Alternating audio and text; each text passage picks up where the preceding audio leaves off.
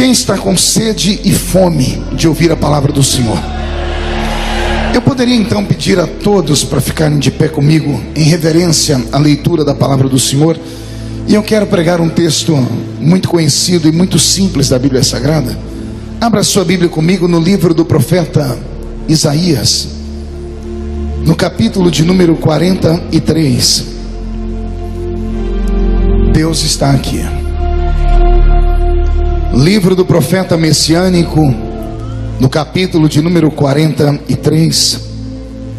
Quem encontrou, diga amém. Quem não encontrou, peça socorro.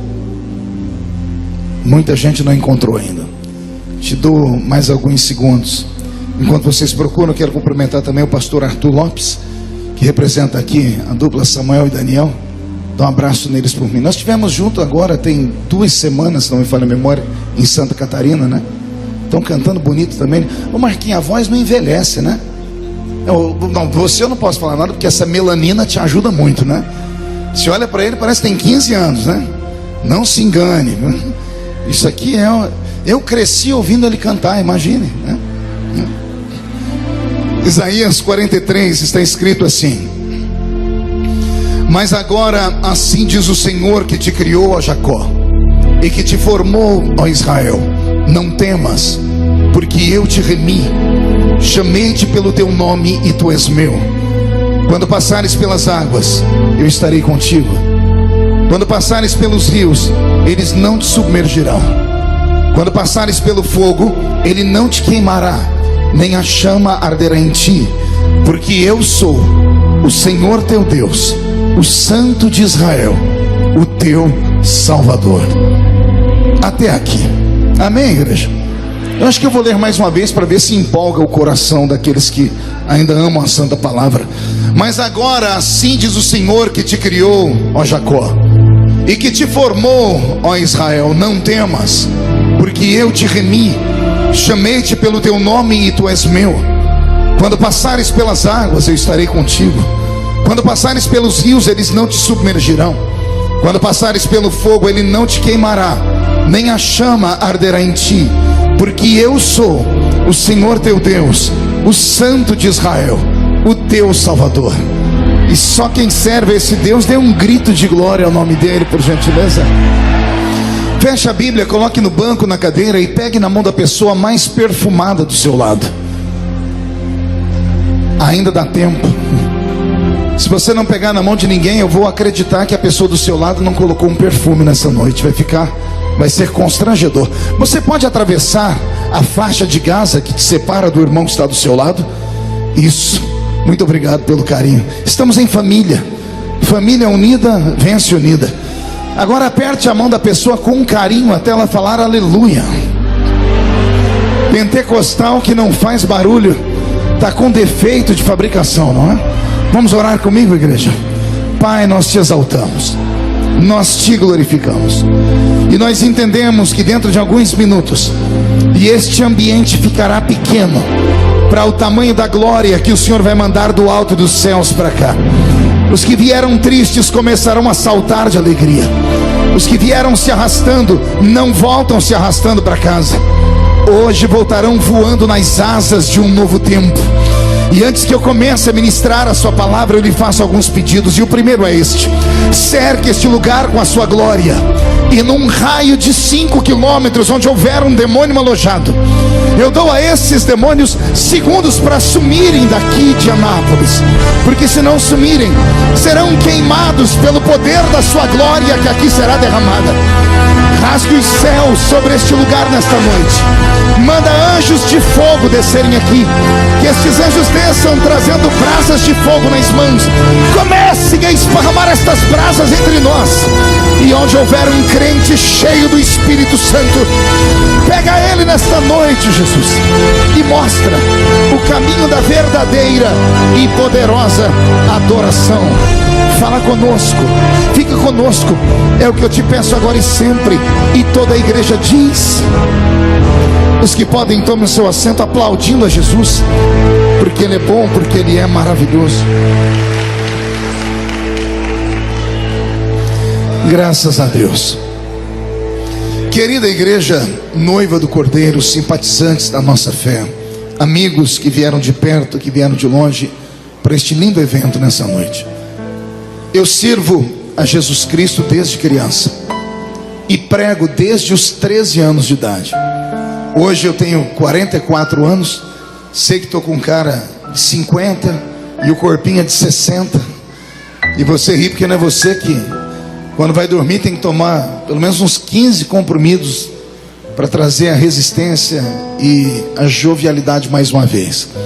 Mas, desde a minha infância até os dias de hoje, eu não trago na minha memória nenhuma lembrança de um culto que Jesus tenha faltado a uma reunião. Meia dúzia de crentes entenderam. Eu vou tentar melhorar para ver se todos entendem. Eu quis dizer que desde criança até hoje eu não me lembro de um culto que Jesus tenha sequer chegado atrasado à reunião.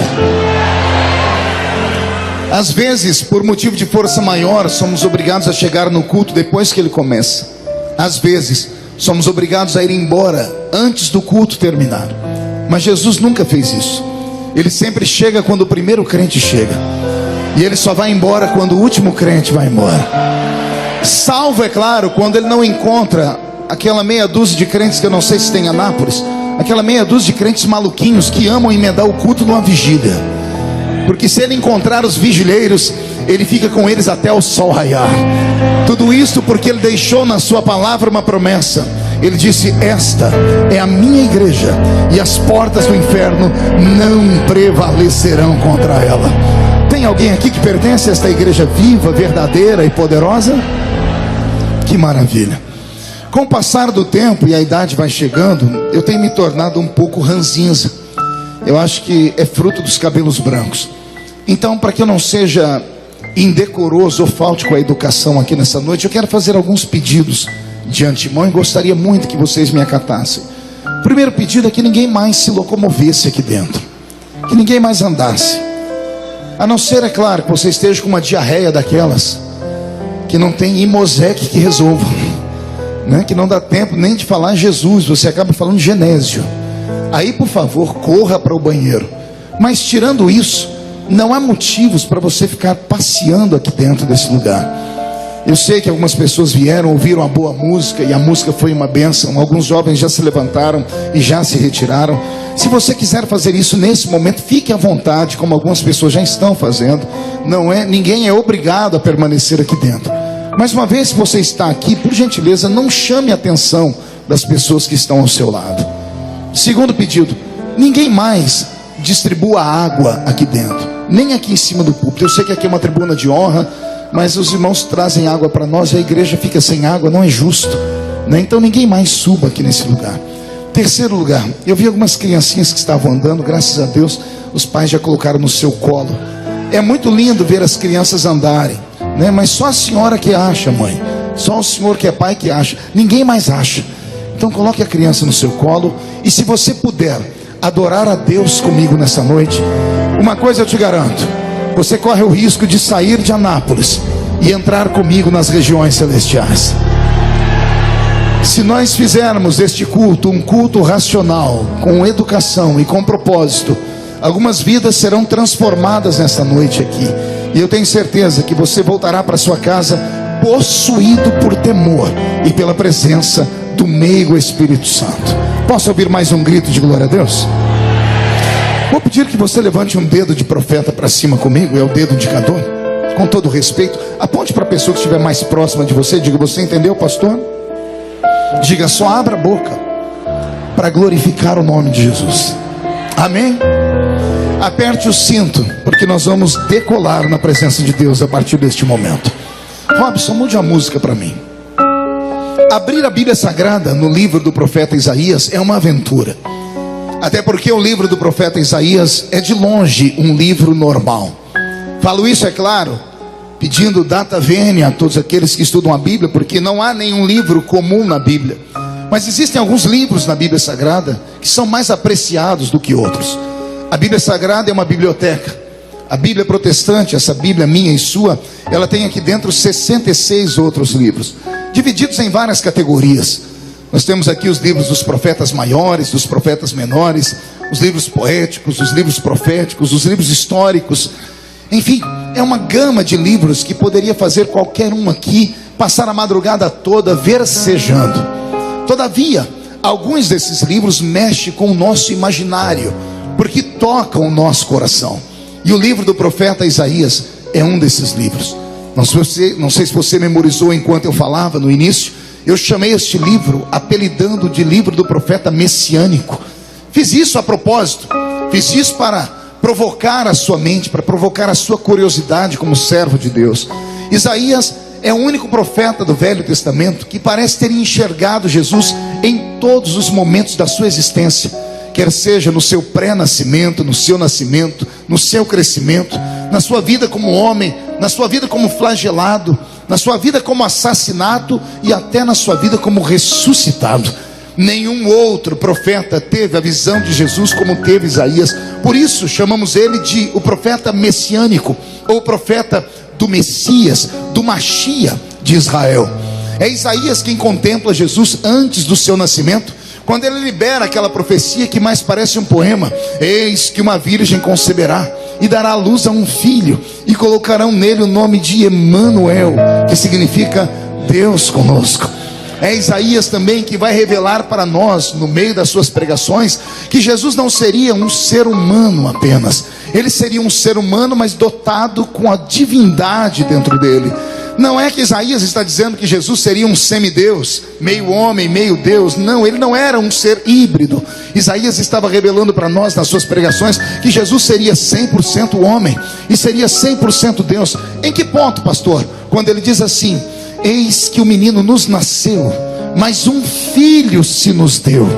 Ele está dizendo, o menino nasceu porque homem nasce, só é homem porque nasce. E ele está dizendo, Jesus vai ser homem porque o menino vai nascer da barriga de Maria. Mas quando ele vai falar de Deus, ele muda, ele não chama de menino, ele chama de filho. E ele diz, o filho não nasceu, o filho foi dado. O menino nasceu de Maria, mas o filho foi dado do alto dos céus, que desceu entre nós e se fez carne. E quem sistematizou para nós o maior de todos os milagres da Bíblia Sagrada, após a ressurreição de Cristo, é claro, para mim o maior de todos os milagres é a encarnação do Verbo. É Paulo quem conta para nós em forma teológica, dizendo que ele mesmo, sendo Deus, não tem por usurpação ser igual a Deus, antes aniquila sua forma divina e desce entre nós e se faz carne. Os homens morrem de ciúmes da Bíblia, e os cientistas têm ciúmes do próprio Deus. Eles já conseguiram fazer bebês de proveta, conseguiram até clonar a ovelhinha Dolly, você deve se lembrar disso. Conseguiram há pouco tempo atrás a façanha de fazer nascer ou brotar uma orelha no dorso de um camundongo. Eles conseguem até fazer seres híbridos nessa terra, conseguem fazer frutos sem semente. Dia desse eu estava mascando uma uva e eu falei, onde está a semente? Alguém disse, esta uva não é normal, é uma uva fabricada em laboratório. O homem brinca de Deus, mas ele esbarra, porque ele já conseguiu fazer quase tudo, menos uma virgem ser mãe de um filho. Ele não consegue. Não, pastor, olha que se pegar uma virgem e implantar dentro dela o sêmen de um homem, ele até consegue. Tudo bem, então vamos melhorar. Ele não consegue fazer uma mulher dar à luz sem a intervenção de um homem, ou sem a participação de um homem. Só houve um que isto fez. Só houve um que isto fez. E ele está entre nós aqui nesta noite em Anápolis. Ele é tão grande que os pés dele já estão passeando dentro deste ginásio, mas a face dele está diante dos serafins no céu, que estão cantando e profetizando: Santo, Santo, Santo é o Senhor dos exércitos. E Anápolis vai começar a ficar cheio da sua glória dentro de alguns minutos. Se tem alguém que concorda comigo, dê um grito de glória a Deus para eu não ficar sozinho aqui. É este profeta messiânico que 700 anos antes de Jesus nascer, perceba isso, anote isso, 7 séculos, 700 anos antes de Jesus nascer, recebeu de Deus um presente.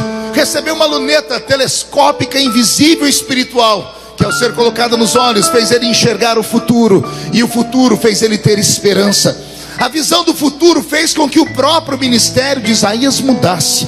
Eu disse que fez com que o ministério de Isaías acontecesse o quê? Não ouvi, 1, 2, 3. Pergunte por quê. Só falo se todo mundo perguntar. Quem conhece o livro do profeta Isaías sabe que não bastasse ter tanta peculiaridade, Isaías é o único profeta que Deus tira do meio da aristocracia judaica. Todos os demais profetas saíram do meio do povão. Todos os demais profetas tinham sangue de matuto na veia. Se você pegar Amós, estava ele em cima de um cavalo, ou em cima de um boi. Era amansador de burro bravo. Deus viu ele torcer o pescoço de um touro pelo chifre, jogar o boi no chão. Deus olhou do céu e disse: se ele consegue pegar um boi pelo chifre, o diabo vai sofrer na mão dele. Vou levantar esse cabra como profeta. Se você pegar o profeta Oséias da Bíblia, você vai encontrar ele fazendo pães na madrugada. Enquanto Jerusalém adormecia, ele fazia pães. Deus olhou e disse: gostei disso. Enquanto o meu povo dorme, é preciso que alguém fabrique comida para eles. Esse será um grande profeta. Todos os profetas da Bíblia Sagrada saíram do meio do povo, com exceção de Isaías, que era sobrinho do rei mais poderoso e conhecido do seu tempo, o famoso rei Uzias. E é só entendendo essa parte histórica que eu estou dizendo, que você vai compreender porque é que Isaías narra no capítulo 6 aquele encontro com Deus, quando ele diz: no ano em que morreu o rei Uzias. Ele estava dizendo assim: no ano em que o meu tio morreu, no ano em que aquele que era o mais poderoso de todos os judeus, que era do meu sangue, que era da aristocracia, que me protegia quando meu ministério nasceu, no ano em que ele morreu, eu pude ver Deus. E somente um estudo mais apurado vai fazer o bom crente entender que Isaías está aqui fazendo uma meia-culpa. E por que não dizer que ele está desabafando? Porque quem conhece o livro do profeta Isaías vai se lembrar que do primeiro capítulo até o capítulo 6, ele pega o dedo de profeta e, de maneira quase que arrogante, ele aponta o dedo no nariz de todo mundo, dizendo: ai de ti, ai dos que bebem, ai dos que idolatram, ai dos que fazem o bem ter nome de mal, ai daqueles que adoram imagens, ai daqueles que pecam. O primeiro capítulo, segundo, terceiro, quarto e quinto do livro de Isaías é uma série de profecias violentas, profecias que tocam na dignidade do ser humano, e não há nenhum meia-culpa, não há nenhum apontamento de cura. Isaías enfia o dedo na ferida das pessoas e mostra para elas que elas não prestam, que elas não valem nada. Mas de maneira miraculosa, do capítulo 6 para frente, Isaías muda a pregação dele. Ele parou de apontar o dedo para todo mundo e começou agora a apontar o dedo para ele mesmo, porque ele começou a dizer assim: agora ai de mim, porque vou perecendo. Por que foi que ele apontou o dedo para ele? Porque Isaías teve um ministério, como eu disse, o único que nasceu no meio dos ricos. E por ter nascido no meio dos ricos e ter um tio tão poderoso, ele não tinha que prestar conta com ninguém, ele não tinha que ter medo de ninguém. Todos os profetas da Bíblia que foram anteriores a ele, e alguns depois dele, foram martirizados, porque ninguém gosta de ouvir um profeta na sua essência completa. As pessoas querem ouvir as coisas boas, mas o profeta não é apenas profeta de coisas boas, ele é profeta de verdades. E as verdades às vezes machucam. E todos os profetas contemporâneos de Isaías, por exemplo, como o próprio Jeremias, como Ezequiel, tiveram suas vidas atormentadas. Isaías era alguém temido, e as pessoas não temiam ele por ser Isaías, temiam o tio dele que estava por trás dele. Mas como Deus é um grande Deus, Deus permitiu que o tio de Isaías morresse. E no dia em que o tio dele morreu, parece que o brilho do fervor e da glória do rei Uzias desapareceu. E Isaías começou a contemplar que ele não poderia esperar dos homens o ajuda, ele não poderia esperar que os homens o protegessem, mas sim aquele que o chamou para a sua grande missão. No dia em que o tio dele morreu, ele reconheceu que ele não era nada e não era ninguém, e somente a mão de Deus poderia fazer com que ele ficasse vivo. Oxalá aconteça isso conosco nessa noite. Oxalá isso aconteça com essa tribuna nesta noite. Enquanto nós olhamos para os homens e esperamos que os homens nos protejam, acabamos ficando arrogantes e tocamos na vida de todas as pessoas e julgamos as pessoas pela roupa, pelo cabelo, pela maquiagem, pela cultura, por onde moram, por onde deixam de morar, pelo que pensam, pela filosofia, enfim, julgamos as pessoas. Mas quando passamos a depender de Deus, nós olhamos para todas as pessoas e percebemos que somos todos iguais. A mesma matéria que te fez foi a mesma matéria que me fez. E não é porque eu estou em uma tribuna que eu sou maior do que você, pelo contrário, a Bíblia diz que aquele a quem mais é dado, mais é cobrado. Que nesta noite todos nós entendamos que aqui não existe nenhuma nomenclatura maior do que a de servo. E todos os que estão aqui porque foram salvos pelo mesmo sangue que eu fui. E aquele sangue que me salvou, que me mudou e que me deu uma vocação, pode nesta noite marcar a sua vida e te dar uma vocação também. Mas é claro, você tem que desejar e buscar. Quem compreendeu, diga: eu entendi isso aí, pastor. É o rei Uzias que morre e é Isaías que se encontra com Deus dentro do santuário. E após se encontrar com Deus, Deus muda o seu ministério. E o homem que só apontava pecado para as pessoas começa a falar de tempos de vitória. Ele que só dizia: você vai pecar, se você pecar vai cair em um buraco e não vai se levantar mais, começa a dizer assim: Deus também é Deus de promessas, e Ele faz promessas vitoriosas. E ele começa a dizer: chegará um tempo que Israel vai entrar numa terra que vão beber mel, vão beber leite, vão comer da terra e não vão ter que pagar nenhum centavo. Chegará um tempo em que a criança vai brincar com a áspide, com a cobra. Chegará um tempo que o cordeiro caminhará junto com o leão. Ora, para um homem que só falava coisas de miséria, agora começa a profetizar coisas boas. Há uma grande mudança no ministério deste lindo profeta Isaías. O seu livro, como eu disse, é uma particularidade, uma aventura. Quem já leu o livro do profeta Isaías vai se lembrar, sem olhar agora, quantos capítulos ele tem. Alguém se lembra quantos capítulos tem Isaías? Não ouvi? 66. Dá para todo mundo repetir comigo? 1, 2, 3. Mais uma vez, 1, 2, 3. Quantos capítulos tem o livro de Isaías? Curiosamente, a Bíblia protestante também tem 66, não capítulos, mas 66 livros. O livro de Isaías é como uma mini Bíblia. Ele está dividido exatamente como está dividida a nossa Bíblia protestante. Ele está dividido em 39 capítulos do Velho, no seu primeiro estágio, e 27 capítulos no seu segundo estágio. Parafraseando a Bíblia, 39 livros do Velho Testamento e 27 livros posteriores do Novo Testamento. Deixa-me falar da Bíblia. Os primeiros 39 livros da Bíblia Sagrada, eles têm uma direção. Foram escritos apenas para um povo, e esse povo tem nome, se chama Israel, povo hebreu. O Velho Testamento inteiro é uma gama de histórias e compêndio de memórias escritas a respeito de Israel. O Israel lá do Oriente Médio, do ladinho do Egito, do lado da África, na Ásia. Lá estão eles, no Oriente Médio, melhor dizendo. A Bíblia Sagrada inteira do seu Velho Testamento foi escrito para eles. Quando atravessamos as páginas do Novo Testamento, o apóstolo Paulo, que é o maior mente pensante do Novo Testamento, vai explicar para nós que todo o novo pacto, que toda a nova aliança foi escrita para um povo também. Só que ele dá a esse povo um outro nome. Ele diz que foi escrito para um tal novo Israel. E esse novo Israel está aqui na minha frente nessa noite. Olha que coisa bela. A Bíblia Sagrada então está dividida assim: os primeiros 39 livros dela escritos para Israel do Oriente Médio, os 27 posteriores livros escritos para nós que somos o novo Israel, ou igreja, povo eleito do Senhor. Se você pegar o livro de Isaías hoje e dividir ele em duas partes, se você começar a ler do primeiro capítulo ao capítulo 39, não se assuste se você ouvir gritos de ais e gritos de uis. Se você pegar os primeiros 39 livros da Bíblia Sagrada e torcer eles, não se assuste se pingar sangue, ou se você ouvir barulhos de chicotes ou bater de espadas. O Deus dos primeiros 39 livros, dos primeiros 39 capítulos de Isaías, ele está enfurecido, ele está irado. Ele tem em uma mão um chicote e na outra mão ele tem um cajado. E ele desfere golpes de chicotes e de cajados sobre o seu povo, porque o seu povo está em pecado. Não sou eu quem digo, é o Senhor quem diz sobre o povo dele. Deus chamava Isaías para conversar e falava assim: Isaías, eu tenho um povo que tem olhos, mas não vê, tem ouvidos, mas não ouve. Dei a eles tudo e eles não me agradeceram por nada. Deus está enfurecido até o capítulo 39. Agora respire fundo, como que num passe de mágica. Do capítulo 40 para frente, Deus fica light, Deus fica amoroso, Deus fica apaixonado. E ele começa a falar coisas que somente espirituais entendem. Como por exemplo, é do capítulo 40 para frente que Deus vai fazer uma das suas maiores palavras em forma de pregação. Uma das maiores revelações é onde ele diz assim: operando eu, quem me impedirá?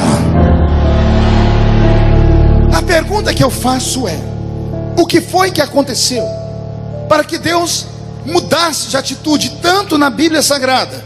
Porque os primeiros 39 livros da Bíblia falam de tristeza e de angústia, terminam com um silêncio sepulcral. Quem já leu o livro de Malaquias sabe o que eu estou dizendo, sabe o que vem pela frente, até chegarmos em Mateus. Nós temos 400 anos de silêncio, 400 anos onde Deus não fala com o homem, onde não se levanta mais a nuvem, a Shekinah de Deus, onde o anjo do Senhor desaparece da história, onde a forma teofânica, ou seja, Deus caminhando na terra em forma de anjo, simplesmente deixa de existir, onde profetas não são mais ouvidos. O Velho Testamento termina com um silêncio de Deus, porque Deus estava entristecido, estava irado. Mas de repente, o Novo Testamento começa com um grito de Deus. O grito de Deus está na boca de um homem que sai do meio da península do Sinai, magro, cabelo desgrenhado, barba comprida, sua dieta era a base de gafanhoto e mel silvestre, sua roupa era feita de pelo de animal, e ele entra como boca de Deus gritando: arrependei-vos, porque é chegado o reino de Deus sobre a terra. Então Deus começa a abrir a sua voz. Então, como eu estava dizendo para vocês, Isaías não é só um livro, Isaías é uma mini Bíblia. Estude Isaías quando você tiver um tempo, se deleite nos livros, nas histórias que Isaías escreve. E se puder, se emocione com o capítulo 53, quando ele fala sobre a Páscoa, quando ele fala sobre o Cristo que foi morto, mas que ressuscitou e está à direita de Deus Pai, olhando para nós aqui nesta noite. Posso ouvir mais um grito de glória a Deus? Então eu tenho aqui uma notícia boa para vocês. Deus poderia ter me inspirado nesta noite a pregar em qualquer um dos primeiros 39 capítulos do livro de Isaías, e eu não teria medo algum de pregar, até porque sou assembleiano e prego há muito tempo. E se tem uma coisa que eu tenho, é a vontade de falar a verdade a qualquer momento, doa quem doer, custe o que custar. E já passei do tempo de ter que dar explicações sobre o que eu prego ou não prego. A minha barba está ficando branca, mas a bondade de Deus com Anápolis é tão grande que o Senhor falou no meu ouvido: filho, não, deixe os primeiros 39 livros para outro dia, os primeiros 39 capítulos para outro dia. Eu quero que você pregue na segunda parte. Eu quero que você comece pelo capítulo 40 e vá até o 43, porque no capítulo 43 eu tenho um presente para o povo que vai te ouvir. Eu tenho uma palavra revelada de promessas, promessas que vão mexer com a sua alma nesta noite. E só para eu ter certeza que estou no lugar perfeito e falando para as pessoas corretas, tem alguém aqui dentro que tem alguma promessa de Deus na sua vida que ainda não se cumpriu e gostaria que se cumprisse bem rápido? Levante a mão para eu ver, levante a mão. Então, por favor, chacoalhe essa mão direita para o céu, coloque a mão no ombro de quem está à sua direita, com carinho e respeito. Agarre a pessoa para mim, por favor. Isso, se a pessoa reclamar, fala: o médico mandou não contrariar o pastor Marco, que ele está ficando velho. Agarrou, chacoalha a pessoa até ela ficar irritada. Irrita ela, tira ela do lugar, não, mas com vontade, chacoalha ela e diga assim: Deus te trouxe aqui para isso. Sacode ela com mais força, sacode. Diga: foi para isso que Deus te trouxe aqui. Deus te trouxe hoje aqui para sacudir a sua fé, para sacudir as promessas da sua vida, para sacudir o seu casamento, o seu ministério, para sacudir a sua história. E se tem alguém que concorda comigo, não dê um grito de glória a Deus agora, não, dê um berro de glória a Deus nesse lugar.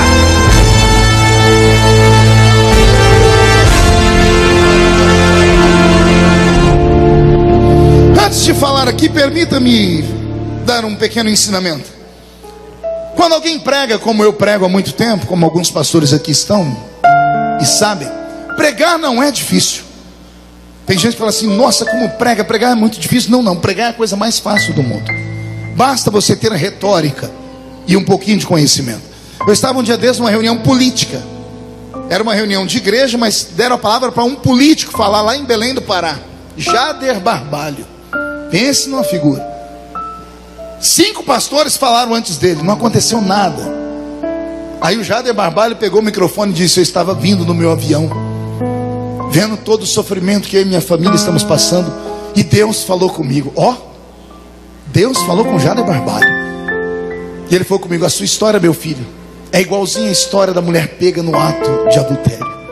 Quem não tem pecado que atire a primeira pedra. E dando a pregar, caiu um fogo no meio da igreja. Estou falando, você caiu um fogo.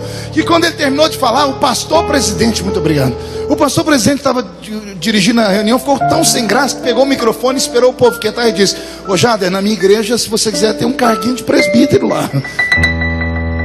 Então, pregar não é difícil, mexer com o povo não é difícil. Tem muitos palestrantes motivacionais que fazem isso melhor do que a gente. Basta dar uma olhadinha para o Silvio Santos, para o Faustão, para o Raul Gil.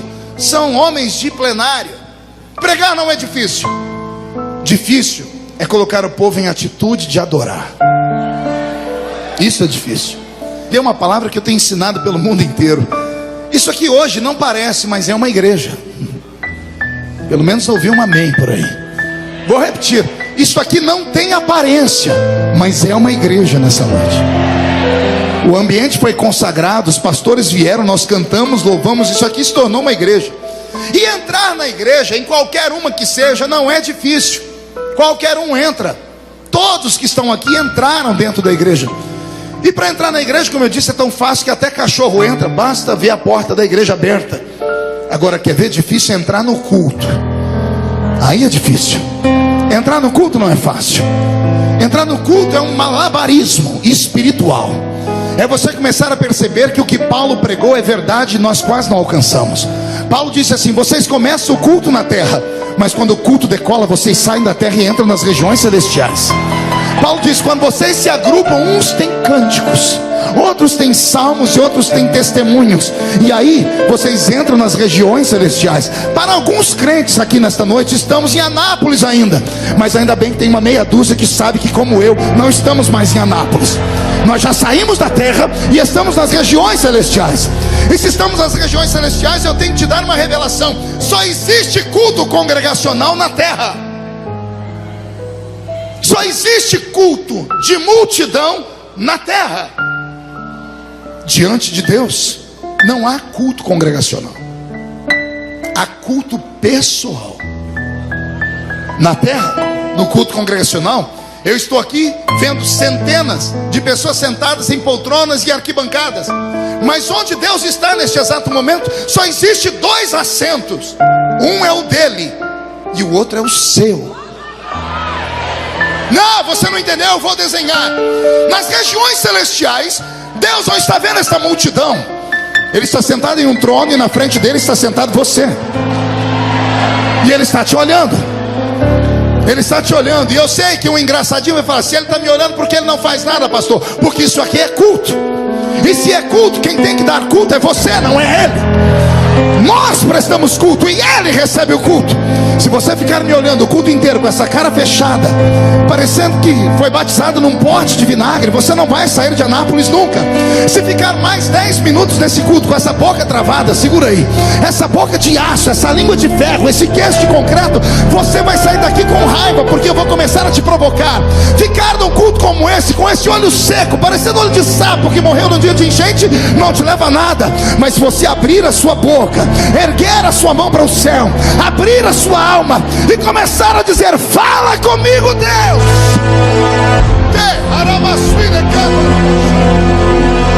Aí as coisas podem funcionar.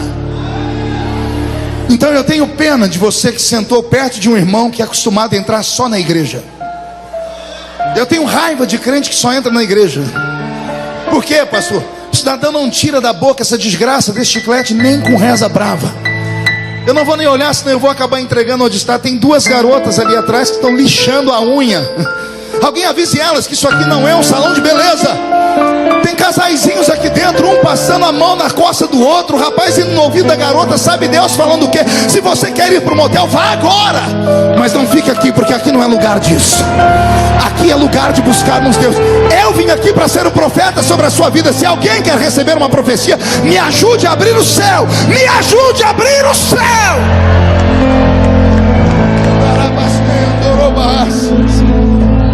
Agora eu acordei.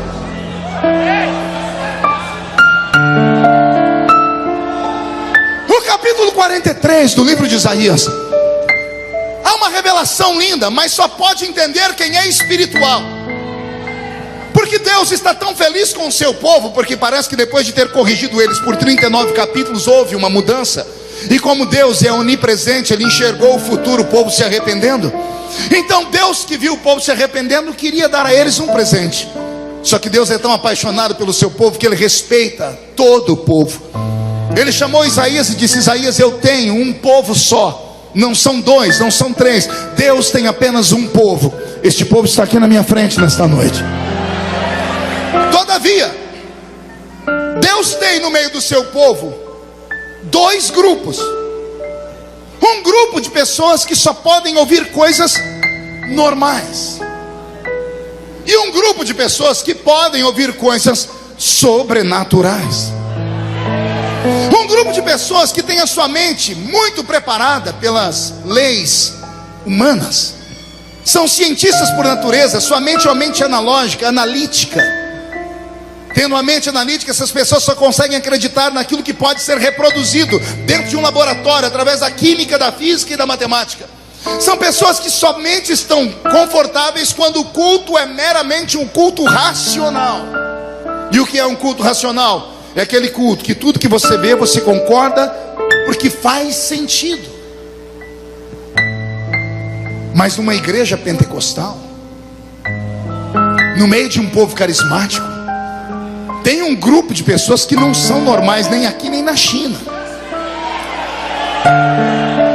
São pessoas que pisam na terra como você pisa. O pé dele está no chão, mas a cabeça dele está no céu. São pessoas que entram na igreja e mesmo sabendo que Deus pode falar com eles apenas no âmbito da terra, o desejo deles é que o céu se rasgue e Deus desça para dar a eles coisas sobre-humanas. Deus, sabendo disso, Ele olha para o povo e diz: Isaías, você vai fazer para o meu povo uma promessa. Eu tenho um povo só, mas a promessa vai se dividir. Cada grupo vai receber uma. O primeiro grupo vai receber uma promessa simples, uma promessa comum, uma promessa natural, uma promessa que eles não vão ter que forçar a mente deles para tentar compreender, não vão ter que discernir, não vão ter que buscar a revelação da promessa. Mas tem um outro povo no meio do meu povo, que esses aí, eu vou falar com eles coisas sobre-humanas.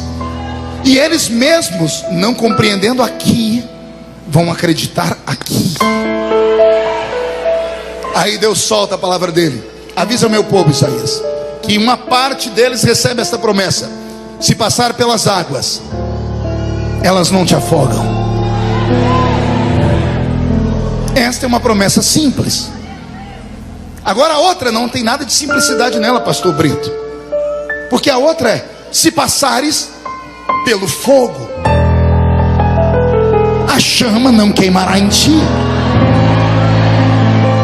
São promessas antagônicas. São promessas que precisam de uma interpretação, porque Deus está falando aqui em fábulas, em metáforas. O Senhor está dizendo: meu povo é especial, só que a metade deles só pode ouvir coisas naturais e simples, como por exemplo, eu faço para eles essa promessa: se passar pelas águas, as águas não podem afogá-los. Por que passar pelas águas é uma promessa simples? Pergunte para mim, por quê, pastor? Todo ser humano em vida passará pela experiência do afogamento ou do pré-afogamento. Quer ver? Quem aqui já quase se afogou na vida? Levante a mão para eu ver. E os que não levantaram a mão são tudo hipócritas. Não, pastor, eu nunca fui no mar. Ô, assembleiano, calma, ninguém vai te dedurar não. Não, não vou em piscina, não coloco biquíni. Eu não estou falando disso. Não é só indo nas águas que a gente se afoga.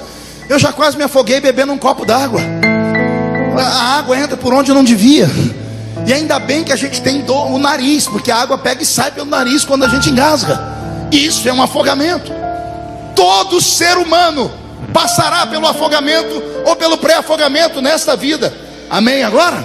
Quem aqui já quase se afogou? Levante a mão para eu ver. Todo mundo. E olha como Deus é lindo. Deus está falando para eles coisas simples, coisas naturais, coisas que Deus vai te livrar, e você não vai precisar nem buscar em oração, nem agradecer, porque são coisas que a sua alma aceita de bom grado, porque você já viu acontecer na vida de alguém. Passar pelas águas é uma promessa simples. Eu disse que é uma promessa. Por exemplo, você está no culto, o pastor está pregando e ele libera a seguinte palavra: hoje ninguém sai sozinho daqui. Quando você sair pela porta da igreja, o anjo do Senhor acampará ao seu redor e te livrará de todo o mal. A pergunta que eu faço é: por que você gritou glória a Deus?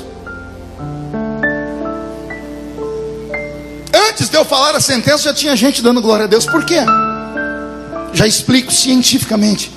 Todo ser humano tem aqui atrás da sua cabeça, no alto do seu cocoruto, um aparelhinho natural chamado, eu chamo de HD do ser humano, chama-se cerebelo. O cerebelo é onde estão armazenados todos os seus conhecimentos e as suas lembranças. E as suas lembranças, às vezes, elas ressuscitam, quer de maneira consciente ou de maneira inconsciente. Para isso basta você ter uma visão, um cheiro, um gosto, ou uma audição, ou até mesmo um toque. Os 5 sentidos que nós temos aguçam o nosso inconsciente.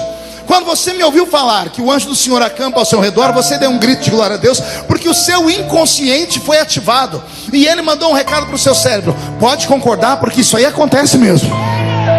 E por que ele concordou? Porque você cresceu em uma igreja, ouviu 1 milhão de testemunhos de libertação, 1 milhão de testemunhos de pessoas que falaram assim: olha, eu quase morri, eu quase sofri um acidente, eu quase isso. O que as pessoas lá fora chamam de quase, nós chamamos de milagre, porque o anjo do Senhor acampa ao nosso redor e nos livra do mal.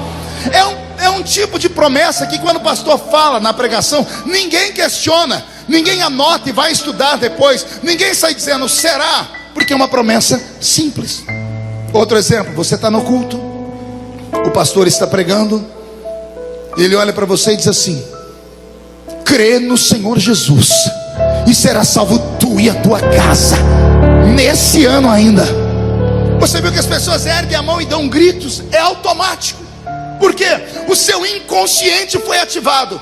E ele disse assim: pode concordar com isso, porque já aconteceu na vida do fulano de tal, na vida da fulano de tal, e vai acontecer na sua também. Porque é uma promessa que todos nós recebemos e nós não questionamos, porque é uma promessa simples, é uma promessa natural. Mas aí Deus muda a promessa. De passar pelas águas, ele grita: se passar pelo fogo, a chama não queimará você. Percebeu que ninguém deu glória a Deus agora? Quando eu falei da água, todo mundo falei do fogo, cri, cri, cri, cri. Por quê? Porque o seu inconsciente, ao ser ativado, não encontrou memórias. Até porque é muito difícil entender o que está escrito aqui, porque na história universal só há um conto de 3 homens que entraram em uma fornalha, o fogo queimou sobre eles e eles saíram sem um fio de cabelo queimado. Isso aqui não é uma promessa normal, por isso nós não absorvemos ela. É muito parecida com isso aqui. Você está no culto, o pastor está pregando e de repente ele diz assim: alguém aqui nessa noite, analfabeto, que mora no meio do nada, perto de lugar nenhum, vai receber uma unção. E essa pessoa vai receber uma graça tão grande que ela, dentro de 30 dias, sairá do Brasil em um avião e vai até a Casa Branca nos Estados Unidos e vai profetizar em inglês para Donald Trump, dizendo para ele: o meu povo precisa de liberdade. Ó, de novo, cri, cri, cri. Por que ninguém disse glória a Deus? Eu estou profetizando.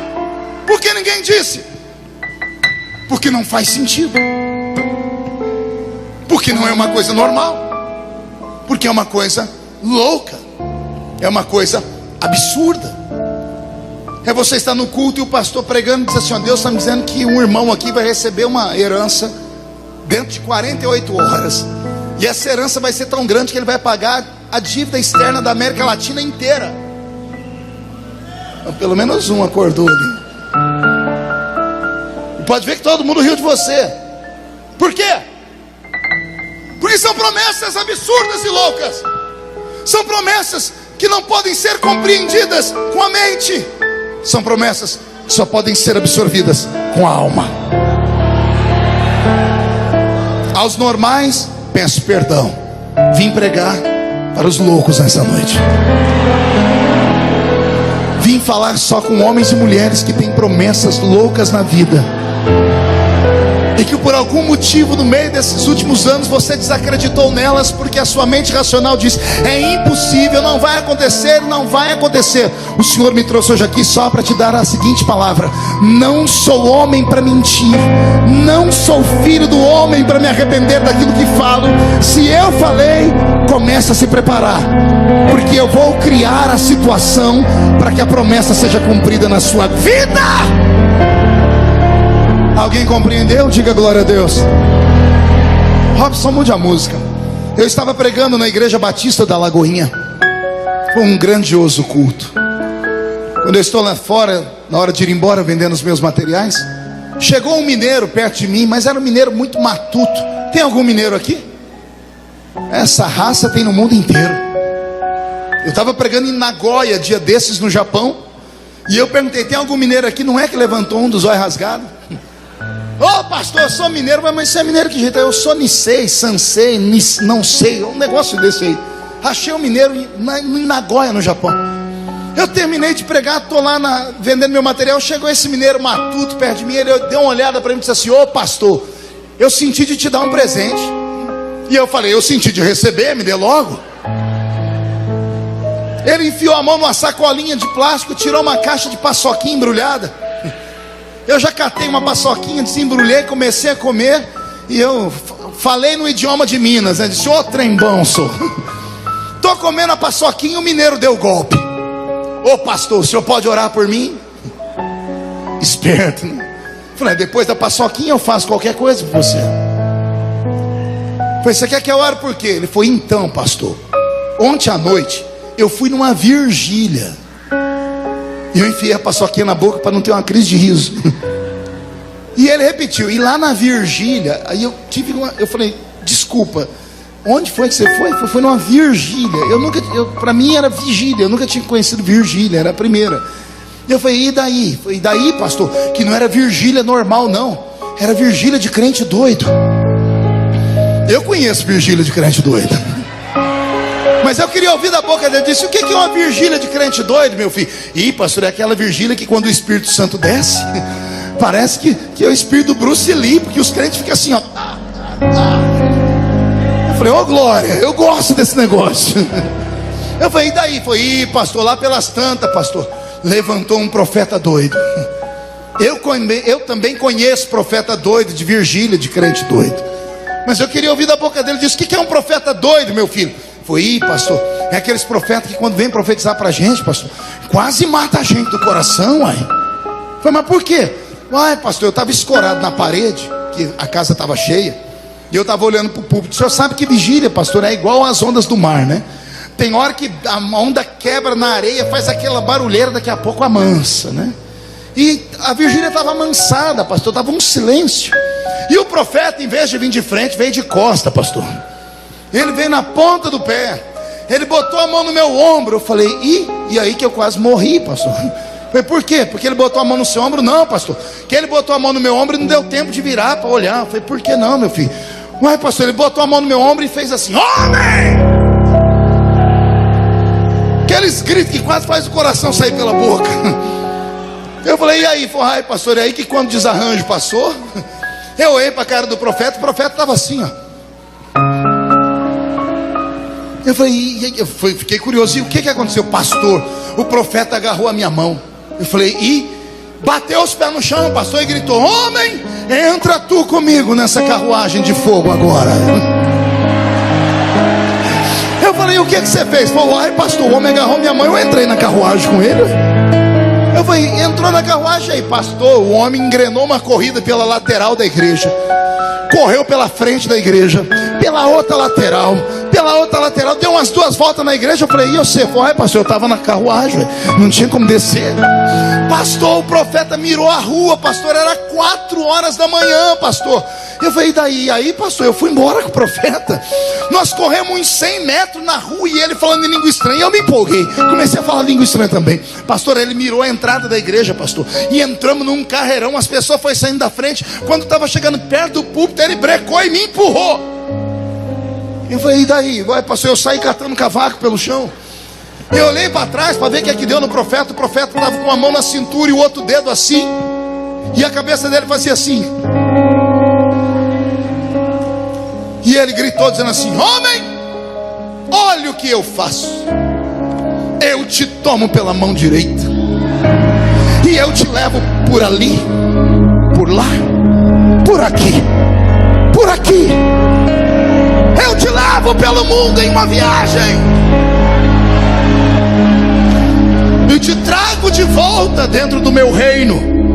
Agora contempla aí na sua frente a rampa do palácio do Planalto, porque te colocarei entre os príncipes e reis desta terra, diz o Senhor.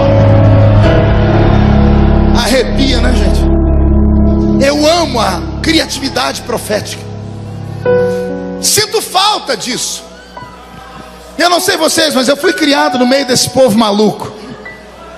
Os meus referenciais tinham só 2 dentes na boca, era o zagueiro e o atacante. A igrejinha onde eu fui criado, nós tínhamos lá um irmão que era o irmão Ovidio Ramos, que eu nunca vou esquecê-lo. Era analfa de pai e beta de mãe. Era o presbítero da igreja. Era o meu herói. O velho Ovidio Ramos, quando ia ler um pedido de oração, a gente entrava em desespero na igreja. Quer perguntar o porquê? Porque ele não sabia ler direito. Mas isso não era o pior. É que os diáconos da igreja não sabiam escrever direito. Mas tinha coisa pior. Os crentes da igreja não sabiam falar direito. Imagine quando um crente que não sabe falar chama um diácono para escrever um pedido de oração. O diácono não sabe escrever e vai parar na mão do irmão Ovidio que não sabe ler. Vou explicar para você, vou dar um exemplo. Um dia nós estamos no culto, o irmão Ovidio pegou um bilhete. Quando chegava na mão dele, a igreja entrava em oração. Quando ele lia de uma vez, dizia assim. Mas quando ele tentava adivinhar o que estava escrito, meu Deus, sangue de Jesus tem poder. Um dia ele puxou o papel, trouxe de volta, olhou e disse: vamos orar pela irmã Isabel, que segundo consta, fez uma cesariana. Vamos orar pela irmã Isabel, fez uma cesariana. Levantou a Isabel na mocidade, 12 aninhos. Irmão Ovidio, Isabel sou eu, e daí? E daí que eu não fiz cesariana? Não, eu estou aniversariando, uai. Eita época abençoada.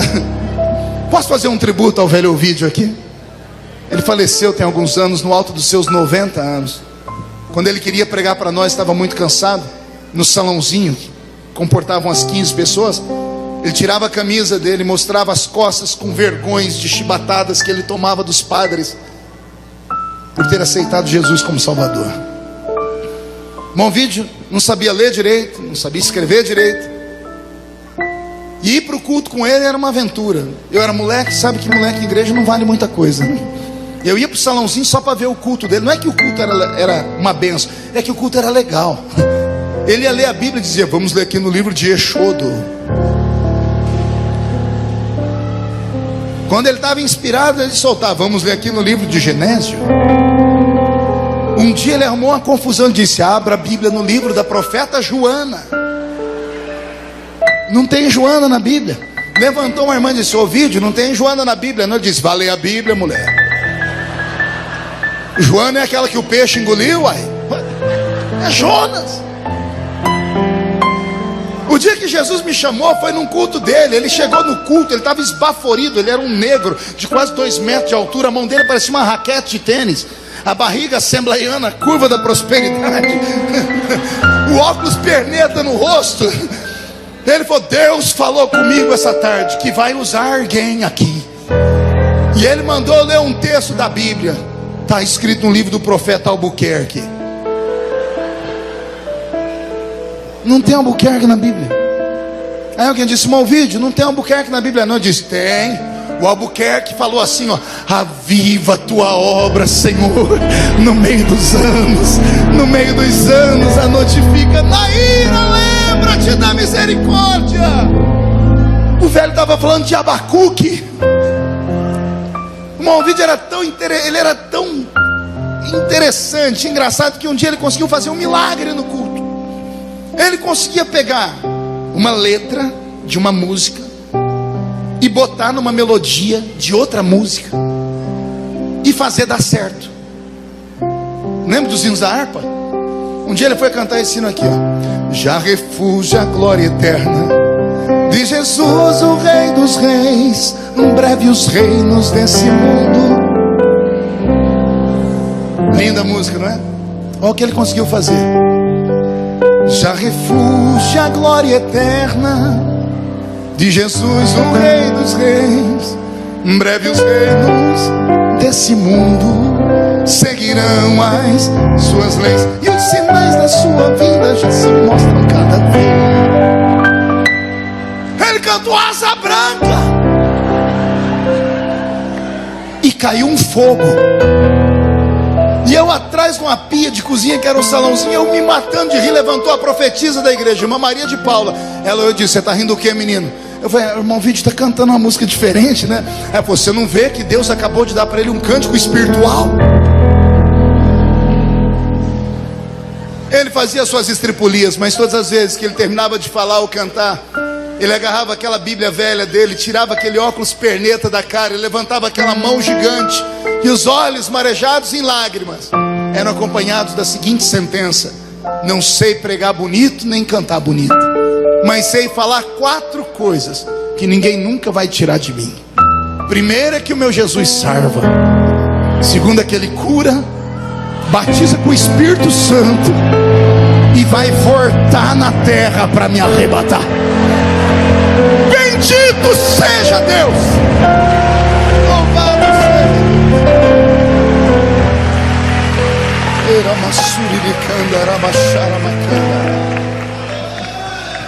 O mineiro na Batista da Lagoinha, quando me contou essa história, eu dei um glória a Deus tão grande.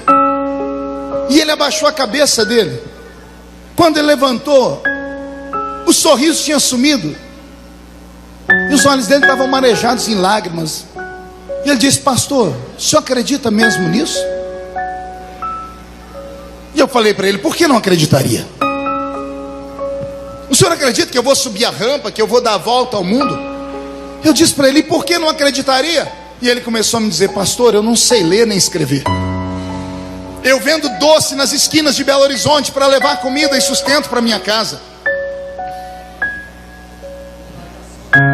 Eu não tenho nada na vida. Como é que um dia eu posso rodear o mundo? Como é que um dia eu posso subir a rampa do Palácio do Planalto? E quando ele disse isso, eu estava muito cansado. Fim do culto a gente fica cansado. Aquilo que ele falou não desceu para o meu coração, atingiu a minha mente. E a minha mente concordou com ele. Eu disse: é verdade. Como é que um pobre, como é que um analfabeto, como é que um ser humano como esse um dia pode chegar nesse lugar que o profeta falou? Quando eu disse isso, e falo agora só para quem é espiritual, o Senhor Deus tomou os meus sentidos e desapareceu tudo na minha frente. Os meus olhos estavam abertos, mas não tinha mais nada na minha frente. Eu estava em um ambiente que não era nem escuro e nem claro. Eu comecei a tremer. E de repente do chão começou a brotar uma construção. Já viu aqueles filmes onde mostram a construção de um prédio muito rápido? Foi daquele jeito. Começou do chão, o prédio foi sendo construído. Eu fui olhando para cima, olhei lá no alto, e quando ele estava pronto, lá no alto apareceu uma placa escrito Hilton Hotel.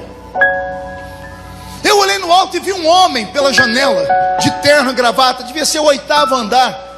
E quando eu vi aquele homem de longe, uma voz falou comigo: se lembra? Não deu tempo de eu responder, porque eu fui arrebatado de baixo e fui parar atrás do homem, lá em cima no alto do prédio. E eu vi o que o homem via, e eu vi a grande cidade de Londres. Eu vi à direita do hotel Hilton o estádio de Wembley. E a voz falou comigo de novo: você se lembra? Não deu tempo de eu responder, não consegui ver a face do homem. O prédio inteiro se desconstruiu, e aquele homem foi ficando pequeno e se tornou um adolescente. E quando ele é adolescente, ele está de costas para mim, e nas costas dele ele tem uma mochila. Dentro da mochila tem um facão de cortar cana, e ele está usando uma roupa de boia fria. Ele está subindo na carroceria de um caminhão de pau de arara. Ele tem uma marmita na mão dele, e uma voz falou comigo: se lembra? Não deu tempo de responder. O caminhão se desconcertou, se destruiu, e aquele homem adolescente agora se tornou uma criança. E quando eu vi a criança de costas, ela tinha nas costas uma caixa de engraxar sapato. E o Senhor disse: se lembra? Então o menino olhou para mim, e eu comecei a chorar, porque era eu. O Senhor me fez lembrar de onde Ele me trouxe. O Senhor me fez lembrar que quando criança, eu andava pelas ruas da minha cidade com uma caixa de engraxar sapato nas costas, e que inúmeras vezes, para matar a fome da minha família, eu fui cortar cana, apanhar laranja, algodão, café. E o Senhor me fez lembrar que Ele fez promessas na minha vida, e essas promessas se cumpriram uma a uma. E aquele hotel lá em Londres é um hotel que eu fico há 10 anos, todos os anos eu sou cliente dele. O Senhor me trouxe a memória. E ele deu um grito comigo dizendo: se eu fiz na sua vida, por que não posso fazer na dele? Eu voltei do transe, eu levantei ele pelo queixo e disse: menino, creia, porque se foi o meu Deus que falou com você, o Deus que fez a estéril ser mãe de filho, o Deus que pavimentou um caminho no meio do mar para Israel passar a pés enxutos, o Deus que afundou a muralha de Jericó para Israel não ser esmagado caso caísse para fora, para não perder a riqueza da cidade caso caísse para dentro, o Deus que transformou as moléculas de um machado em isopor para ela flutuar em cima das águas por causa de uma promessa, o Deus que deteve o sol e a lua para que Josué em uma noite desbaratasse todos os seus inimigos, o Deus que fez uma jumenta falar quando o profeta não queria profetizar, o Deus que fez uma virgem ser mãe do Salvador. Se foi esse Deus que falou, quem viver verá, para ver se cumprir cada uma das suas palavras.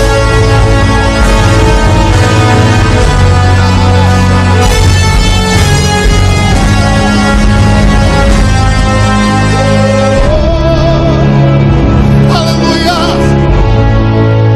O Senhor Deus me trouxe de longe para nesta noite falar com você que cada uma das palavras e promessas que Ele fez na sua vida estão anotadas em um livro, e Ele nunca usou uma borracha para apagar essas palavras.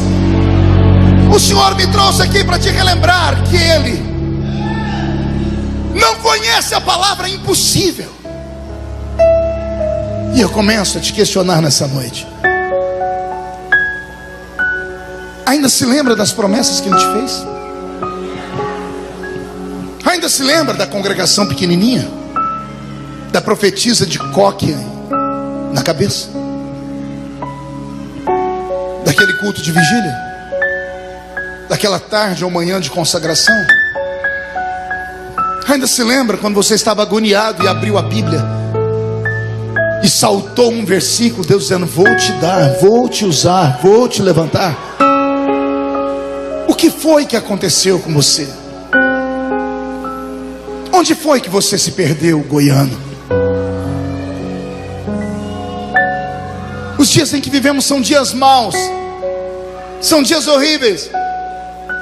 A nossa sensibilidade está desaparecendo.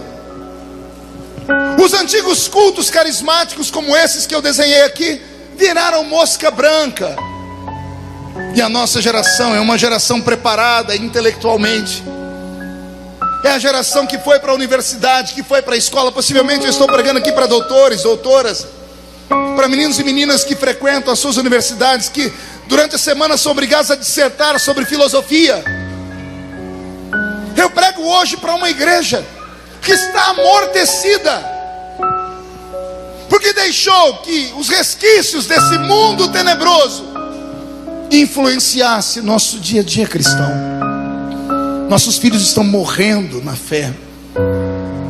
Estava aqui agora há pouco vendo, correu um menininho aqui pelo meio dessa quadra, usando a máscara do Capitão América.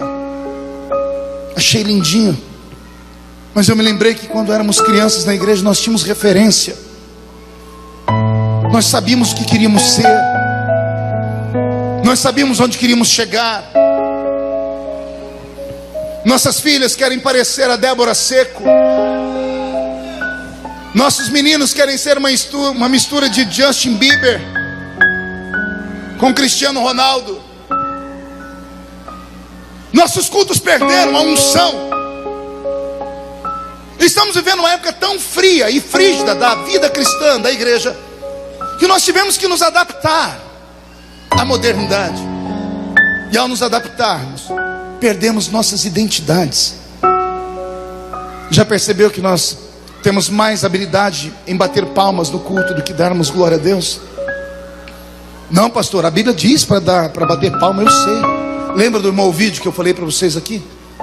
Um dia eu sentei com ele e falei assim: irmão Ovidio, por que nós da Assembleia de Deus não batemos palma? Hoje a gente bate, eu sou pastor presidente de um campo e nós batemos palma, mas na nossa época ninguém batia palma. E eu perguntei para ele: por que a gente não bate palma? O Ovidio olhou para o céu, olhou para mim e disse assim: nós não bate palma Porque nós é medroso. Mas nós temos medo do que, irmão Vídeo? A gente tem medo de deixar Deus triste. Mas como, irmão Vídeo? Não está escrito para louvar o Senhor com palmas? Ele disse, tá, mas e o nosso medo? Foi medo do que, irmão Vídeo? Marco, ele me falou, quando a gente bate palma para quem? Eu falei, é para Deus. Ele disse, você tem certeza? Eu disse, não é? Ele falou, não sei, porque a gente bate palma quando o pregador fala uma coisa bonita, quando o cantor dá um agudo ou canta uma nota linda. A gente está batendo palma para Deus ou para a atuação do pregador e do cantor? Olha a sabedoria do homem da roça. Ele disse, então como a gente tem medo, para a gente não correr o risco de bater palma aí, a palma ir para o homem, porque os homens podem receber para eles, aí acaba alguns idiotas falando que estão acima da média, com o risco de criarmos bezerros de ouro na igreja. A gente não bate palma, a gente dá glória a Deus. E eu falei, por quê? Ele falou, porque glória a Deus não tem erro. O pregador falou bonito, cantor, você falou glória a Deus. O pregador sabe que ele não é Deus, só tem um Deus. Os anjos pegam esse glória a Deus e levam para ele. Deus é tão bondoso que a gente manda glória para cima e ele manda glória para baixo. Olha a cultura do velho. Olha a situação em que nos entramos. Um dia desse eu estava dando uma entrevista no rádio e eu fiquei desconcertado. Um irmão entrou e disse assim, como é que o senhor se sente pertencendo a uma casta de pregadores modernos que não tem unção? E deu uma raiva. Eu falei, a minha geração não tem unção não? Ele disse, não tem, pastor, desculpa. Eu disse, por quê? Ele disse, porque a minha, quando ia para os congressos, bastava o pregador saudar a igreja com a paz do Senhor e acabava o culto debaixo de Pentecoste e batismo com o Espírito Santo. E eu não pude desmenti-lo, porque eu fechei os olhos e me lembrei dos lindos congressos da minha infância, quando íamos para os ginásios em busca de Deus e vimos verdadeiros atalaias e profetas pregarem. Eram homens que pareciam que tinham a chave do céu na mão. Deus se envolvia conosco e era verdade. Só que enquanto eu concordava com ele, o Espírito do Senhor falou comigo, a diferença não está nos pregadores só, filho. Diga para ele que a diferença está na igreja também. E eu no rádio disse, o senhor tem razão, não 100%, mas o senhor tem razão, porque eu sou desse tempo também. Ele disse, por que eu não tenho 100% de razão? Eu disse, porque a igreja também mudou. Ele disse, não, a igreja vai para o culto para ouvir uma palavra. Eu disse, o problema não é ir, é em como a igreja vai para o culto. Há 30 anos atrás, ninguém ficava em casa assistindo Big Brother. Nem as novelas das 8, das 7, das 6, das 5, das 3. Há 30 anos atrás, as pessoas quando entravam na igreja, entravam respirando Deus. Ninguém sentava e jogava o corpo pesado na cadeira, cruzava as pernas, mascava o chiclete, esperava alguma coisa boa acontecer. Ninguém ficava com o celular na mão, mandando mensagem para o WhatsApp, Facebook, o culto inteiro. Não. As pessoas entravam no culto e tinham temor. Os nossos pais nos ensinavam, quando entrar nesse lugar, guarda os seus pés, porque essa terra é santa. Haviam profetas, seres sensitivos, homens e mulheres que oravam tanto, que estavam com seu ouvido afinado no diapasão do Espírito de Deus. Eram tão sensíveis que Deus dizia, vá naquela pessoa e fale com ela. E eles iam e falavam. Crentes eram arrebatados durante o culto. E eu não falo cair apenas por cair no chão. Eu falo de pessoas que iam até o terceiro céu e voltavam para contar coisas. Eu não sei vocês, mas eu ando saudosista, porque a minha geração viu e sentiu coisas que essa geração talvez nunca vá ver e nunca vá sentir, a não ser que as promessas que Deus te fez se cumpram. Você pode não acreditar no que eu estou dizendo, mas há homens e mulheres aqui dentro com quem Deus já falou cara a cara, com quem Deus disse, tem um plano, um mistério e um ministério na sua vida. Vou te levantar para a sua geração. E o que aconteceu? O que aconteceu foi que no meio da caminhada você se perdeu. Você não soube vencer as lutas, você não conseguiu atravessar as provas, porque o problema das promessas é que toda promessa passa pelo teste do tempo. Quando Deus te diz, vou te levar lá no alto, entenda. Quando Deus diz, vou te exaltar, entenda. Antes de te exaltar, Ele vai deixar alguém te humilhar. Se Deus falar, vou te colocar no topo da pirâmide, entenda que antes dele te colocar no topo da pirâmide, Ele vai agarrar a pirâmide pelo bico e vai inverter a posição dela e vai colocar ela para baixo e transformar ela em uma cisterna. E então Ele vai te levar à cisterna para depois te colocar no trono. O problema é que Deus falou que ia te dar, ia fazer, você acreditou naquele momento, mas se perdeu depois. Teve a infelicidade de congregar com alguém que eu chamo de coveiro de igreja. Gente que está na igreja há há uma década, há 2 décadas, 3 décadas, que nunca cresceram na fé. E quando viram você sonhar e acreditar, foram no seu ouvido e sopraram: desacredita, isso não vai acontecer. Isso aí é passado. Pois eu estou aqui para dizer para você que Deus não mudou. Você pode não acreditar no que eu estou dizendo, mas eu já não estou vendo mais homens e mulheres aqui. Eu vejo brasas de fogo. Umas estão incandescendo, outras estão quase se apagando, mas todos são brasas de fogo. E eu não posso acender a sua brasa, mas posso ajudar a soprar sobre ela, para ela encandecer. Por isso eu estou aqui dando a você um pouquinho de fé. Estou aqui para dizer para você que se você tem uma promessa de Deus, receba esta palavra: você está imortalizado até que esta promessa se cumpra na sua vida. Você não entendeu? Vou repetir e vou desenhar para você. Se Deus falou que vai fazer algo na sua vida, não tem homem, não tem anjo, não tem demônio que possa roubar o que Ele falou que vai fazer na sua vida. Se Deus prometeu que vai te dar, vai te levar, vai cumprir, vai fazer, não tem homem na terra, não tem anjo no céu, demônio no inferno, não tem Zé Pilintra, Zé Pilantra, Chucaveira, Tranca-Rua, Preto Velho, não tem obra de feitiçaria, não tem macho, não tem fêmea, não tem governo, não tem cidade, não tem lei, não tem juiz, não tem ninguém que impeça a Deus de fazer o que Ele disse que iria fazer na sua vida. Não tem. As pessoas me vêm pregar há 30 anos e falam para mim: como é que o senhor aguenta? Você sabe a vida que Deus me deu? Além de ser pastor, eu sou político.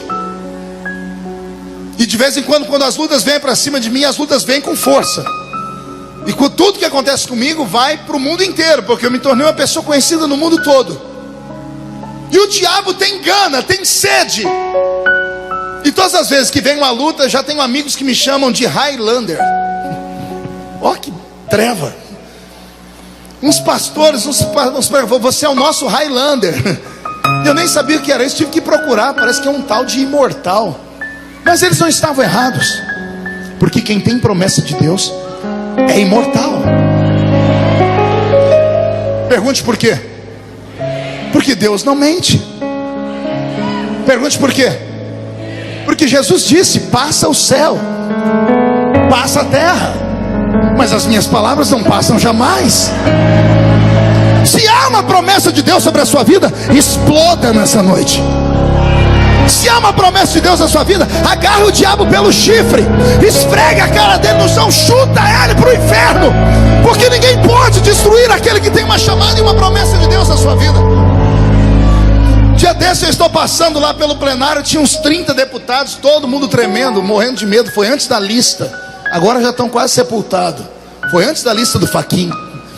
Eles me viram passar, me chamaram: ô pastor, o senhor pode vir aqui? Cheguei neles, me colocaram na rodinha e disseram: pastor, o senhor pode fazer uma reza brava para nós? Eu disse: vou fazer uma reza brava agora. Dá as mãos todo mundo aí. E fiz uma oração daquelas de fogo. Terminei de orar, eles estão lá limpando os olhos. Uns dizendo: nossa, estou tudo arrepiado. O que é isso, pastor? Arrepia tudo a gente. Aí um olhou para mim e falou: ô pastor, o seu santo é muito forte, né? Eu disse: você nem sabe como. Aí um falou assim para mim: pastor, ensina nós a ter o corpo fechado. Linguagem de ímpio é triste, né? Só ensina nós a ter o corpo fechado. Eu disse: ensino, vai na minha igreja. Mas por que lá? Porque lá Deus vai levantar um profeta, e vai profetizar alguma coisa para vocês, vai fazer uma promessa, porque aí quando Deus fizer uma promessa, o seu corpo fica fechado como o meu. Foi como assim, pastor? Disse, sabe por que eu não caio? Porque Deus ainda não cumpriu tudo que Ele prometeu para mim. Pastor, não entendi. Eu disse, eu vou falar para você, Deus falou para mim que vai abrir uma porta, mas eu não estou vendo nenhum muro ainda. Então, como eu não estou vendo nenhum muro, Deus ainda tem que levantar um anjo para construir um muro, um outro para fazer a porta, um outro para fazer a fechadura, para vir dar a chave na minha mão e abrir a porta. Então, enquanto isso não acontecer, se levantar 11 mil demônios contra mim, 1000 cai de um lado, 10 mil cai do outro lado, e eu não posso ser atingido. Ou eu acredito nisso, ou eu rasgo a Bíblia e desisto da minha chamada. Deixa eu fazer uma pergunta. Quem aqui tem uma promessa, mas é promessa com P maiúsculo ainda? Levante a mão para eu ver. Então, por favor, murcha a barriga, estufe o peito e bate no peito até fazer barulho. Olhe para essa pessoa do seu lado e diga, se você não acredita, diga, é problema seu. Grita comigo, Satanás, sai da minha frente, porque eu tenho promessa. Quem tem promessa, reage.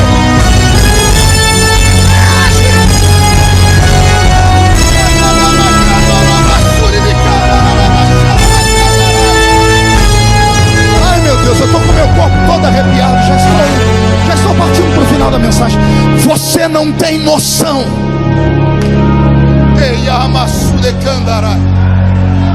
Você não tem noção do que o seu Deus é capaz de fazer para cumprir o que Ele te prometeu. Vou repetir. Você não tem ideia do que Deus é capaz de fazer para que a palavra dele não caia por terra. Você não tem noção. Tem um homem na Bíblia que tem uma promessa. Pergunte qual é a promessa. Vai ser pai. Deus fez a promessa quando ele era um garotão de 75 anos. Agora ele tem 100 anos. Fez bodas de prata a promessa. E ele está andando no meio da estrada. O cajado que ele usava antigamente para cuidar das ovelhas, ele usa de bengala agora. A Bíblia diz que Deus veio em cima de Abraão e parou em cima dele, que Abraão caiu de joelhos e pôs o rosto na terra. E Deus disse, Abraão, dentro de um tempo, Sara, tua mulher, dará à luz a um filho. A Bíblia diz que Abraão teve uma crise de riso. Ele riu muito. Ele podia rir. Um velho de 100 anos pode rir. Eu imagino Deus olhando e dizendo, você está rindo do quê? Posso falar, senhor? Fala, Abraão. Senhor, a gente é amigo há 25 anos. O senhor não precisa provar mais nada para mim. É impossível. Por que é impossível, Abraão? Senhor, dá uma olhadinha aqui no garotão. Artrite, artrose, osteoporose, reumatismo, catarata, flacidez, flatulência. As veias estão saltitando pelas pernas. Os dentes estão amarelados e tortos. As minhas cãs estão brancas, entendeu, senhor? Não tem mais virilidade. E o senhor acha que eu estou ruim? Vai lá em casa. Vem a minha véia. Senhor, pergunta para mim quantos anos tem a minha namorada. Quantos anos tem a sua namorada, Abraão? 90. Bagaceira. Aí Deus disse assim, Abraão, pois eu vou te dar um filho, mas eu quero um sacrifício antes. Me dá um sacrifício? O senhor é meu amigo. É o sacrifício mais esquisito da Bíblia. Porque Abraão está tão velho que ele não dá conta de pegar um animal inteiro e colocar no altar. A Bíblia diz que ele despedaçou o animal. Olha o velho de 100 anos vindo para cá, pegando um pedacinho do animal, vindo para cá, colocando aqui. A Bíblia diz que ele demorou tanto nesse sacrifício que as aves de rapina, os urubus, começaram a voar em cima do altar. E ele então começou a enxotar as aves e cuidar do altar. Só que ele estava tão velho, e ele fez tanto esforço no sol do deserto, que a glicose de Abraão abaixou. Ele teve um devaneio. Ele desmaiou. Antes de desmaiar, ele teve uma visão. Ele disse que viu uma brasa de fogo passar para cá e um vento para lá. E ele caiu no chão. Quando ele voltou em si, já era de noite. Quando ele viu a noite, ele só lembrou em Sara. Marido casado com mulher brava sabe o problema que é. Abraão levantou, catou o seu cajado e pá para casa. Quem conta a história agora é a tradição dos hebreus em um romance. Diz a tradição que quando Abraão chegou em casa naquela madrugada e abriu a tenda, quando ele viu o corpo de Sara iluminado por um menorá, ele foi descobrir o corpo dela para deitar do lado dela, e ele tomou um susto, porque ele olhou para a cama e tinha uma menina de 18 anos. E a menina acordou, e quando ela viu ele, ela gritou: quem é você? E ele disse: quem é você? Ela disse: sai daqui que eu vou chamar o meu marido. Ela disse: sai o senhor daqui, sai você daí que eu vou chamar a minha mulher. Quem é o seu marido? Ele diz: Abraão. Mas eu sou Abraão. Não é não, porque o meu marido tem 100 anos de idade, você tem uns 25. Quer dizer, a minha mulher tem 90. Qual é o seu nome? É Sara. Não, você não é Sara, eu sou Sara. E daqui a pouco começa o flerte. Abraão? Sara? Sara? Abraão? O que aconteceu, meu marido? Eu estava lá no meio do deserto e o meu amigo me visitou. Lembra da promessa? 25 anos atrás, ele falou que chegou a hora. E eu falei que a gente não dava mais conta. Então ele, como não pode mentir, quebrou a lei da existência e rejuvenesceu meu corpo, e rejuvenesceu o seu também. Pastor, isso é conversa fiada. Não é, leia a Bíblia depois do capítulo 15 ao 17 de Gênesis. Você vai ver que depois desse encontro com Sara, Abraão saiu de lua de mel. Ele tem 100 anos, ela tem 90. Quando ele está no meio do caminho, ele falou: meu amor, se alguém perguntar o que você é minha, diz que você é minha irmã, porque você está muito bonita. Alô? Quem é que vai cobiçar uma velha de 90 anos? Só se for um asilo. Você não sabe o que Deus é capaz de fazer para cumprir o que Ele te prometeu. Você não tem noção do que Deus está fazendo nesta hora. Eu não estou aqui só para contar uma história. Eu não estou aqui para brincar com os seus sentimentos. Eu estou aqui como profeta do Deus vivo, porque está chegando a hora de Deus mudar a sua história. Deus vai virar a sua vida de cabeça para baixo. Alguém acredita nisso? Dá um grito, dá um berro aí, me ajuda, pelo amor de Deus. Deus tem nas mãos o poder de fazer o impossível acontecer. E eu encerro aqui. Tem um homem no lombo de um cavalo. Ele está onde? E ele está perseguindo os seus inimigos. Ele não dá conta, porque os inimigos têm cavalos árabes correndo. Então ele olha para o céu e diz: Deus, amanhã eu continuo a peleja. E Deus abre o céu e diz para ele assim: eu entrego o inimigo na sua mão hoje. Pelo menos um deu glória aí. Vou falar de novo.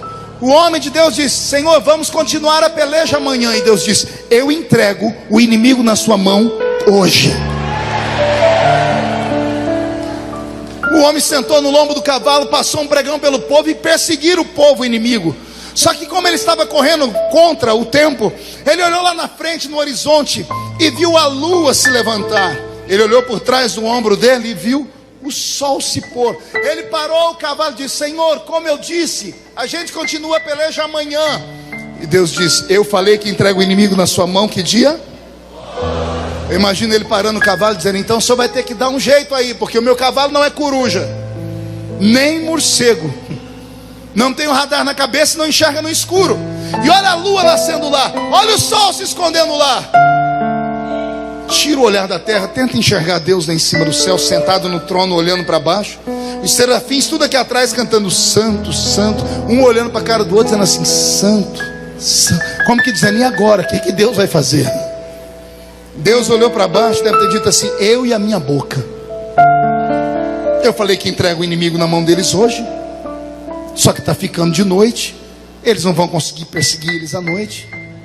Eu vou ter que fazer esse dia crescer. Aí Deus fica de pé no trono dele. Exatamente o que Deus está fazendo agora no céu. Se você não acredita nisso, é problema seu. Deus, quando vai fazer alguma coisa tremenda, Ele fica de pé no céu. Ele olha a pessoa, Ele marca a vida dela, Ele escreve a história dela em livros. Deus olhou para baixo. Eu vou te dar as duas visões, a visão de Josué e vou te dar a visão científica. Na visão de Josué, um homem que nasceu milhares de anos antes de nós, que não conhecia nada de ciências, ele diz que o sol parou. Os ateus vão dizer para nós que isso é a grande mentira da Bíblia, porque o sol não para, porque o sol não se move. Josué não conhecia o sistema heliocêntrico criado no século XV por Copérnico. Foi Copérnico que entendeu que o sol é o centro da nossa galáxia. Estamos num sistema heliocêntrico, o Sol está parado e a Terra é o terceiro planeta que gira ao redor do Sol, apoiado por outros 6 planetas, ou por outros 8 planetas, fazendo um total de 9 planetas que giram ao redor do Sol. Ele não sabia nada disso, então para ele o Sol parou de verdade. Então na mente de Josué aconteceu isso aqui. Deus colocou uma mão debaixo do Sol e a outra em cima da Lua. E falou assim: Josué, vê aí se está bom a iluminação.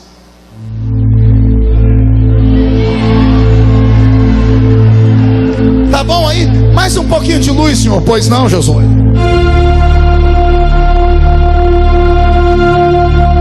Isso é a visão do homem. Agora respire fundo.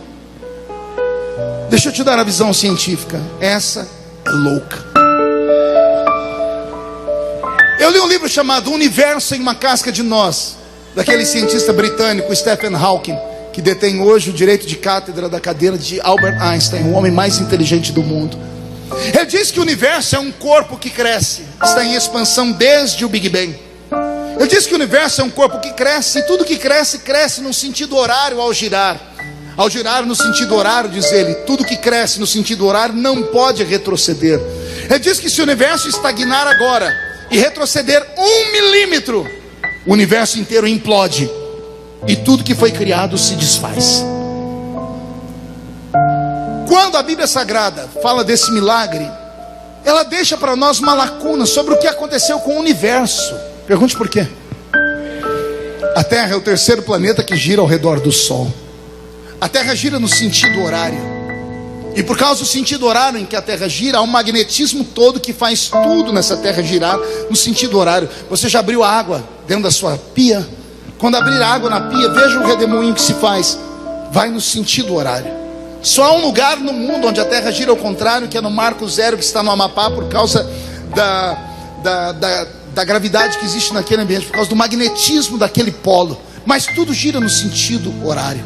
A Terra gira no sentido horário e com ela os planetas que estão ao redor do Sol. Há um magnetismo e uma distância perfeita entre um planeta e outro. A Terra vai girando, ela leva 24 horas para dar um giro em torno do seu eixo imaginário. E leva 365 dias de 24 horas para dar um giro em torno dela mesma e em torno do Sol. Nós chamamos isso de sistema de rotação e translação. Estudamos isso na escola, amém? Está tudo em ordem aqui? Quando a Terra gira, ela arrasta consigo os outros planetas. Agora acontece um fato. O que faz a Terra girar? Pergunte para mim o que, pastor? O centro da Terra. O centro da nossa Terra tem uma massa de ferro com terra derretido chamado amálgama. Essa massa de ferro derretido com minerais derretidos com terra chega a uma temperatura semelhante à temperatura do Sol. A superfície do Sol é tão quente quanto o interior do planeta Terra. O planeta Terra nesse exato momento está em ebulição lá dentro. E tudo que queima lá dentro, o calor é tão grande que eles vão soltando os gases. Imagine uma panela de pressão. Quem já cozinhou feijão aqui? Quando está cozinhando feijão e a panela pega pressão, aquela tampinha começa a rodear e apitar. Se não tem aquela tampinha, aquela válvula, o que acontece com a panela? Explode. A Terra não explode porque existem sulcos dentro dela. Os gases vão saindo e vão entrando pelas paredes de rocha, pelas terras. E esses gases que saem formam os lençóis freáticos que existem no subsolo. A água que existe no subsolo da Terra. É esta água que vai dar vida à raiz das plantas. E são as plantas que durante o dia vão liberar para os seres humanos o oxigênio e à noite o gás carbônico, perfazendo o sistema de fotossíntese que nós também conhecemos. Ou seja, o universo todo está alicerçado. Tudo é uma engrenagem. Se quebrar uma engrenagem, o universo inteiro se desfaz. Até aqui tudo bem? A parte mais forte: a Terra gira numa velocidade incrível. Há alguém que diga que a Terra chega a girar quase 7.000 quilômetros por segundo. Nós não percebemos esse giro porque somos extremamente pequenos pelo tamanho da terra. E é exatamente este giro que nos atrai à terra, que nós chamamos de gravidade. Tudo que você joga para cima cai no chão, é atraído à terra por causa desse giro gigantesco. Amém até aqui? Então pessoal, a terra está girando, ela gera, no nosso relógio, 24 horas para dar um giro em torno dela mesma, e 365 dias de 24 horas para dar um giro ao redor do sol. Ela arrasta tudo com ela, está tudo no sentido horário, tudo no sentido de expansão. Aí vem Deus e diz a um homem: eu entrego o inimigo na sua mão hoje. Deus colocou uma mão no eixo imaginário da terra por baixo. Deus colocou uma mão pelo eixo imaginário por cima. Imagine um peão girando numa velocidade incrível. Deus travou o peão. Ele parou a terra. Ao parar a terra, Deus desestabilizou o universo inteiro. Deus desestabilizou Netuno, Plutão, Urano, a Lua, o Sol. Deus desestabilizou a terra. O problema não foi só parar. Pergunte qual foi o problema. É que ele parou a terra e girou ela ao contrário, para voltar a ser dia. E agora vem a parte mais difícil de crer. Pergunte qual. Não se sabe quanto tempo a terra ficou parada. Uma batalha não se vence em horas, são dias. Não se sabe exatamente quanto tempo a terra ficou assim. Eu queria saber o que aconteceu com as plantas que entraram em convulsão porque não sabiam se liberar oxigênio ou gás carbônico.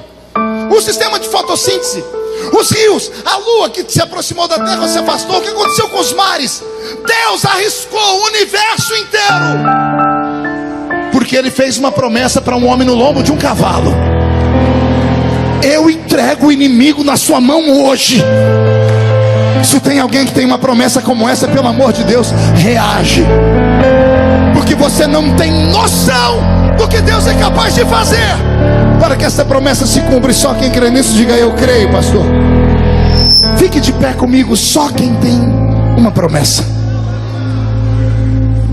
Incline a sua cabeça. Eu vou fazer uma chamada de altar nessa noite. É uma só. Eu queria perto de mim só homens e mulheres que têm uma promessa violenta, uma promessa que você mesmo disse: sou incapaz de acreditar. Alguém para quem Deus disse: vou dar, vou fazer, vou levantar, vou criar. E você tem passado dias de dificuldade nesse mundo, porque não consegue mais acreditar. Geralmente pessoas que têm uma promessa são testadas